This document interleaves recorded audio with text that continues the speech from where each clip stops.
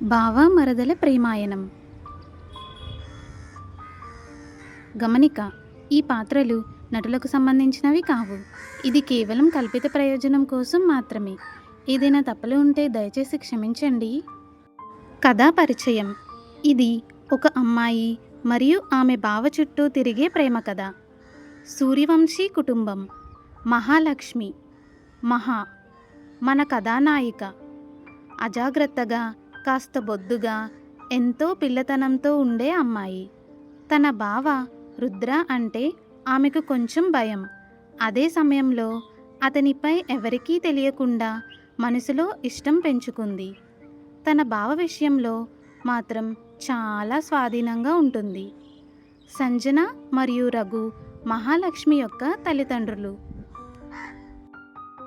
మరోవైపు రాజవంశీ కుటుంబం. రుద్ర మన కథానాయకుడు. మౌనంగా, గంభీరంగా, కొంచెం అహంకారంగా కనిపిస్తాడు. తన కుటుంబం అంటే అతనికి ప్రాణం. తన వాళ్లకు ఏ చిన్న ఆపద వచ్చినా వాళ్లను కాపాడేందుకు ఎంత దూరమైనా వెళ్తాడు రుద్ర. రామచంద్ర మరియు సీత రుద్ర యొక్క తల్లిదండ్రులు. లక్కీ అదృష్టవంతి, రుద్ర చెల్లెలు. చిన్నపిల్లల మనస్తత్వంతో అల్లరి చేస్తూ ఉంటుంది. ముఖ్యంగా తన అన్న శివుడిని ఆట పట్టించడం ఆమెకు చాలా ఇష్టం. శివుడు రుద్ర యొక్క తమ్ముడు. శివుడు లక్కీను, మహాను ఇద్దరిని చాలా జాగ్రత్తగా చూసుకుంటాడు. వాళ్ళిద్దరి అల్లరితో భాగస్వామిగా అవుతూ అవసరమైనప్పుడు వాళ్లకు రక్షణగా నిలుస్తాడు శివుడు. మొదటి భాగం. కిటికీలోంచి వచ్చిన సూర్యకిరణాలు నేరుగా మహామొహంపై పడుతుండగా సూర్యుడు ప్రకాశవంతంగా ఉదయిస్తున్నాడు. నిజానికి మహాకు ప్రతిరోజు సూర్యోదయాన్ని చూడడం చాలా ఇష్టం. ఉదయాన్నే తన ప్రియమైన మొక్కలకు నీళ్లు పోయడం, వాటిని చూసుకోవడం వంటి తన రోజువారీ పనులన్నీ పూర్తి చేసుకుంటుంది మహా. ఆ తరువాత నెమ్మదిగా వంటగదిలోకి అడుగుపెడుతుంది. అక్కడ మహా అమ్మ అల్పాహారం తయారు చేస్తూ కనిపిస్తుంది. అమ్మా, ఏం చేస్తున్నావు అని మహా వంటగది కౌంటర్పై కూర్చుంటూ అడుగుతుంది. ఏమీ లేదు, ఉప్మా చేస్తున్నా అని అంటుంది అమ్మ. ఉప్మానా అని నేను మొహం చిట్లించాను. నాకు ఉప్మా అస్సలు ఇష్టముండదు. ప్రతిరోజు అల్పాహారంగా ఉప్మానే ఎందుకు చేస్తావమ్మా అని అడుగుతుంది మహా.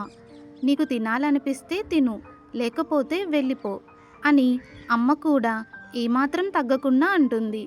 సరే అయితే నేను వెళ్తున్నా అని చెప్పి మహా వంటగదిలోంచి బయటకు వచ్చేస్తుంది. అవును, మా అమ్మ వంట నాకు నచ్చకపోతే నేను నేరుగా మా అత్తయ్య ఇంట్లోకి వెళ్ళిపోతాను. మా నాన్న, అమ్మ, అలాగే మా అత్తయ్య, మావయ్య మంచి స్నేహితులు. అందుకే మా రెండు కుటుంబాల మధ్య చాలా అనుబంధం ఉంది. అలా నేను మా అత్తయ్య వాళ్ళ ఇంటికి వెళ్ళగానే, అత్తయ్య, ఈరోజు ఏం చేస్తున్నావు అని అడుగుతుంది మహా. నీకు ఇష్టమైన దోశలు చేస్తున్నా అని సీత అత్తయ్య నవ్వుతూ చెప్తుంది. అదే నా సీత అంటే అంటూ ఆనందంగా అరుస్తుంది మహా. ఆమె నవ్వుతూ, నీ స్నేహితురాలికి చెప్పు, నువ్వు నా పేరును సీత అని పిలుస్తున్నావని అంటుంది. అవును, తప్పకుండా చెప్తాను. నాకు నచ్చినప్పుడల్లా అత్తయ్యను సీత అని, మావయ్యను రామని వాళ్ళ పేర్లతోనే పిలుస్తుంటాను. వాళ్ళు కూడా నన్నేమీ అనరు, ఎందుకంటే నేను వాళ్ళ ముద్దుల అమ్మాయిని కదా. సరే, నువ్వు వెళ్ళి శివ, లక్కీ, మావయ్యలను పిలుచుకుని రా. నేను అప్పటికి అల్పాహారాన్ని సిద్ధం చేస్తాను అని అంటుంది సీత, మహా యొక్క అత్తయ్య. సరే అత్తయ్య అంటూ ముందుగా లక్కీ గదికి వెళ్తుంది మహా. తలుపు తీసి చూడగా ఆమె ఇంకా హాయిగా నిద్రపోతూ ఉంటుంది. లక్కీ, లక్కీ లేవే, ఇప్పటికే 8 అయిపోయింది, లే ఇంకా అని అంటుంది మహా. ప్లీజ్ నన్ను ఇంకాసేపు నిద్రపోనివ్వు అంటూ దుప్పటిని మొహంపైకి లాక్కుంటుంది లక్కీ. సరే అయితే నీ దోశ నేనే తినేస్తాను, బాయ్ అని చెప్తుంది మహా. ఏంటి, నా దోసెనా? దోసె అనే మాట వినగానే లక్కీ ఒక్కసారిగా మంచంపై కూర్చుంటుంది. నాకు, లక్కీకు దోసె అంటే చాలా ఇష్టం. నిజానికి అందరికీ దోసె ఇష్టమే, కానీ మా ఇద్దరికీ మాత్రం దోశ అంటే ప్రాణం అని అంటుంది మహా. లేదు, నా దోశని ఎవ్వరికీ ఇవ్వను అంటూ లక్కీ వెంటనే మంచం దిగిపోతుంది. అయితే త్వరగా లేచి ఫ్రెష్ అయ్యి రా, నేను శివ గదికి వెళ్తాను అని చెప్పి అక్కడి నుండి శివ గది వైపు వెళ్తుంది మహా. శివ, అత్తయ్య నిన్ను అల్పాహారం కోసం పిలుస్తుంది. వస్తున్నాను, కానీ నా హెడ్ ఫోన్స్ ఎక్కడున్నాయో కాస్త వెతికి పెట్టగలవా అని శివ అడుగుతాడు. అసలు ఉదయాన్నే నీకెందుకు హెడ్ ఫోన్స్ అని మహా అనుమానంగా అడుగుతుంది. అరే ఏమీ లేదు, కేవలం వెతికి పెట్టామంటున్నా అంతే అని శివ తడబడుతూ అంటాడు. ఏదో ఉంది, ఇతని దగ్గర ఏదో మతలబు ఉంది అని మనసులో అనుకుంటుంది మహా. అయినా సరే అతని హెడ్ ఫోన్స్ వెతికి తీసుకెళ్ళి ఇస్తుంది. ఇదిగో నీ హెడ్ ఫోన్స్ అంటుంది మహా.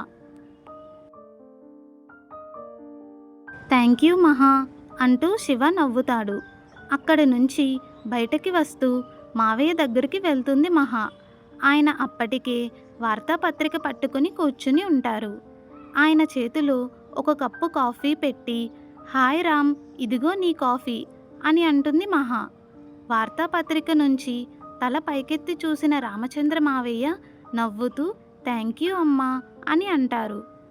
నేను ఆయన పక్కన కూర్చుని వార్తాపత్రిక వైపు చూస్తూ ఉండగా, ఏంటి రామ్, ఎప్పుడూ ఈ పేపర్ పట్టుకుని కూర్చునే ఉంటావు, చదివి చదివి బోర్ కొట్టదా? పాపం మా సీత అని ఆట పట్టిస్తుంది మహా. నా మాటలు విన్న మావయ్య వెంటనే వార్తాపత్రికను మూసి పెద్దగా నవ్వుతాడు. నిజమే రామ్, నేను కూడా అదే అనుకుంటున్నాను అని సీత అత్తయ్య వంటగదిలోంచి నవ్వుతూ అంటుంది. మేమంతా నవ్వుకుంటూ భోజనాల గదిలోకి వెళ్ళాము. అందరం టేబుల్ దగ్గర కూర్చున్న తర్వాత మావయ్య ఒక్కసారిగా అతను ఇంకా రాలేదా అని అడుగుతారు. ఈ సమయానికి ఇంట్లో ఉండాలి కదా, వస్తున్నాడనుకుంటున్నాను అని సీత అత్తయ్య అంటుంది. నిజానికి నా బావ రుద్ర పని మీద చెన్నై వెళ్ళాడు, ఈరోజే తిరిగి వస్తున్నాడు. ఆ ఆలోచన రాగానే నా మనసులో ఏదో తెలియని ఆనందం మొదలైంది. బావ ఈరోజు వస్తున్నాడు అనిపిస్తూ నా మనసు ఎంతో ఆనందపడింది. ఆ ఆలోచన వచ్చిన వెంటనే నా ముఖంపై చిరునవ్వు మెరిసింది. ఇంతలో లక్కీ, శివ ఇద్దరూ భోజనాల గదిలోకి వచ్చారు. సీత అత్తయ్య నాకు దోశ తినిపిస్తూ ఉండగా లక్కీ వెంటనే ఇలా అంటుంది, అమ్మా నాకు కూడా తినిపించు అని అడుగుతుంది. అయ్యో నువ్వు చిన్నపిల్లవేనా అంటూ సీత అత్తయ్య నవ్వుతుంది. అది చూసిన శివ వెంటనే ముఖం ముడుచుకుని, అమ్మా మరి నా సంగతేంటి, నాకు తినిపించవా అని అడుగుతాడు శివ. రామచంద్ర మావయ్య వెంటనే శివ తలపై చిన్నగా కొట్టి ఇలా అంటారు, వాళ్ళిద్దరూ అమ్మాయిలు, అలా బుజ్జిగా ముఖం పెట్టుకుంటే అందంగా కనిపిస్తారు, నువ్వేమో అలా ముఖం ముడుచుకుంటే జంతువులా కనిపిస్తున్నావు అని అంటారు మావయ్య. అందరూ పగలబడి నవ్వుతారు. మావయ్య మాటలకు శివతో పాటు అందరూ గట్టిగా నవ్వుతారు. నిజమే రామ్, నేను కూడా అదే అనుకుంటున్నాను అంటూ సీత అత్తయ్య కూడా నవ్వుతుంది. అంతలో మహా అని ఒక్కసారిగా వినిపించిన ఆ గంభీరమైన స్వరం నా నవ్వును ఆపేస్తుంది. ఆ స్వరం ఎవరిదో నాకు తెలుసు. నేను నెమ్మదిగా వెనక్కి తిరిగి చూశాను.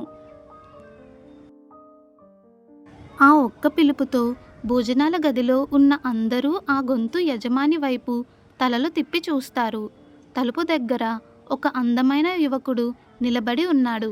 అతని చూపు నేరుగా మహా వైపే ఉంది. వాళ్ళిద్దరినీ వాళ్ళ పేర్లతో పిలవద్దని నీకు ఎన్నిసార్లు చెప్పాలి అని రుద్ర గంభీరంగా అడుగుతాడు.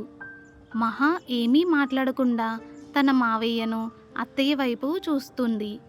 రామచంద్ర వెంటనే నవ్వుతూ ఇలా అంటారు, మహా మమ్మల్ని పేర్లతో పిలిస్తే మాకేమీ ఇబ్బంది లేదు, నీకేంటి సమస్య అని అడుగుతాడు మావయ్య. సీత కూడా రామ్ మాటలకు మద్దతుగా తల ఊపుతుంది. మహా తన నవ్వుని ఆపుకోలేక కిసుక్కున నవ్వుతుంది.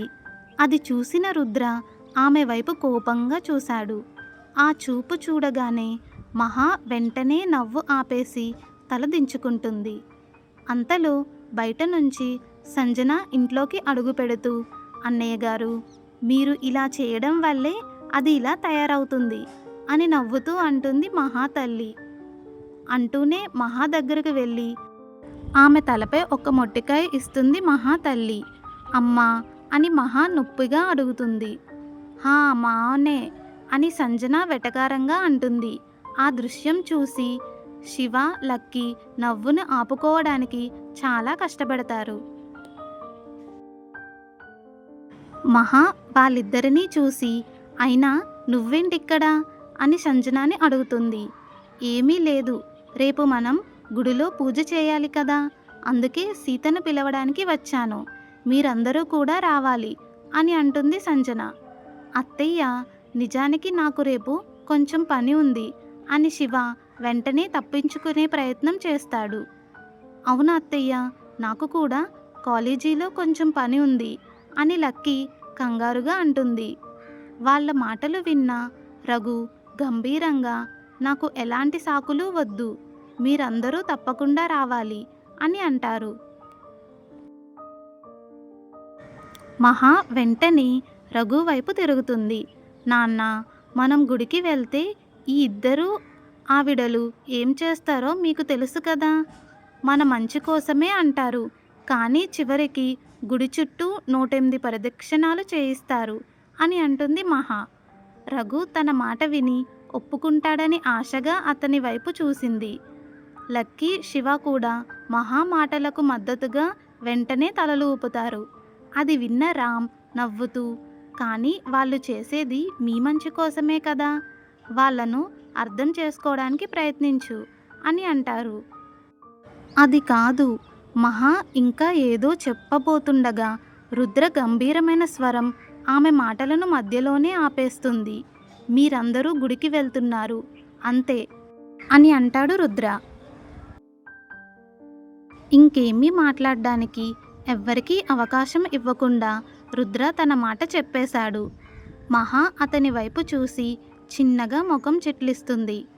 సరే, అవన్నీ వదిలేసి నీ అల్పాహారం పూర్తి చేయి రుద్ర అని సీత అత్తయ్య అంటుంది. అవును, అతనే మన కథానాయకుడు, రుద్ర రాజవంశీ. మౌనంగా ఉండే అతని కళ్ళలో ఎప్పుడూ ఒక గంభీరత ఉంటుంది. తన కుటుంబం అంటే అతనికి ప్రాణం. వాళ్ళ విషయంలో మాత్రం అతను ఎవరి మాట వినడు, ముఖ్యంగా మహా విషయంలో. ఈ బావామరదల ప్రేమాయణం మీకు నచ్చినట్లయితే లైక్ చేసి, షేర్ చేసి, సబ్స్క్రైబ్ చేయండి. Thanks for watching.